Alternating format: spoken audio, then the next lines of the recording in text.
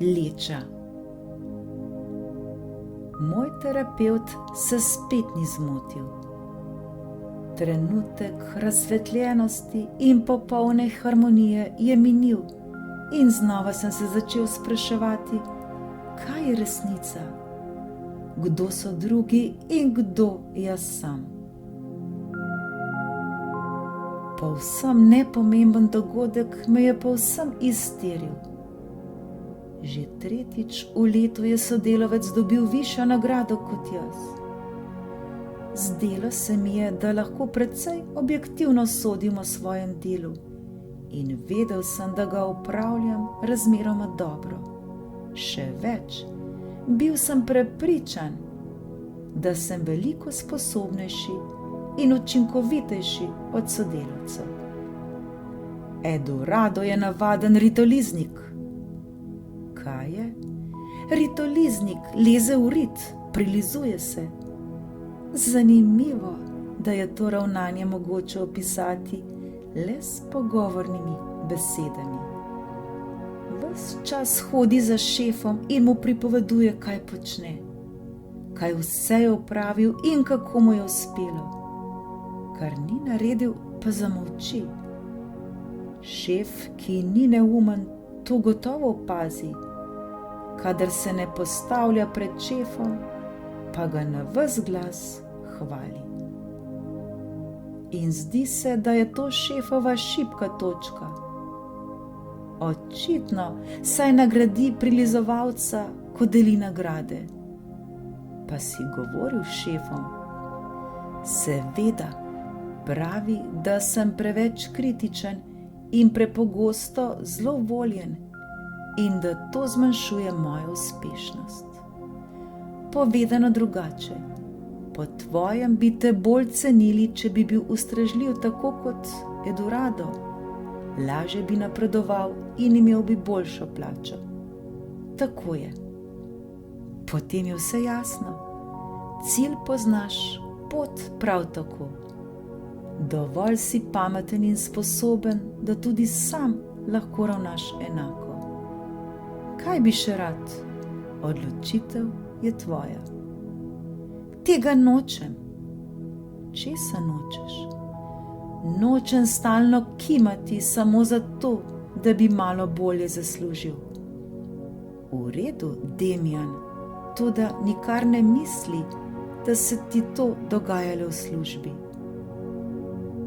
Ne vidim povezave z drugimi področji, toda pri tebi sem se naučil, da se nič ne dogaja le na enem področju, zato ne vem, ali je res tako le v službi, preprosto ne vem. Se nisi počutil ravno tako, kot te Ricardo ni izbral za skupno predstavitev na fakulteti, pač pa se je raje odločil za Juana Carlosa. Da.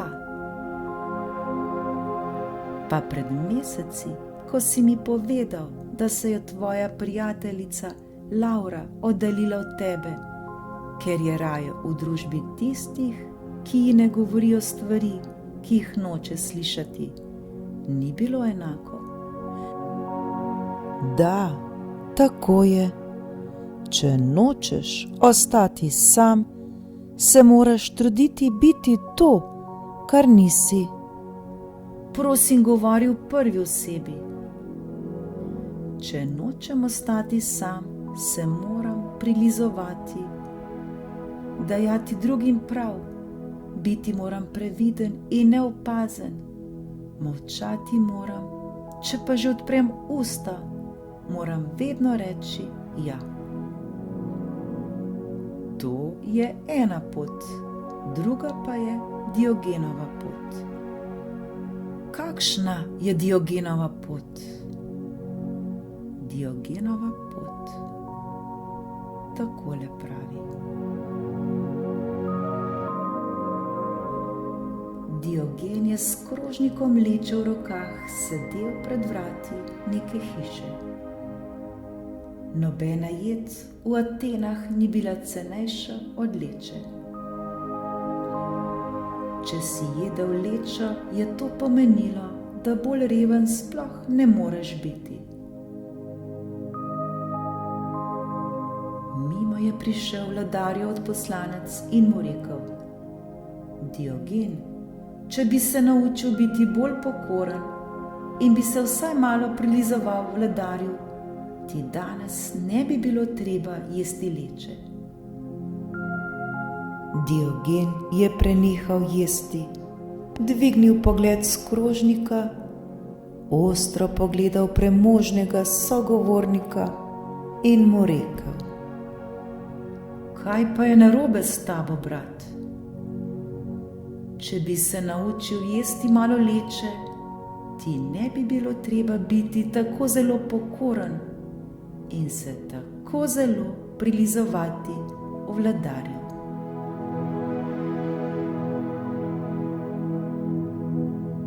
To je Diogenova pot, pot samospoštovanja, zagovarjanja dostojanstva tudi za ceno potrebe po spoštovanju.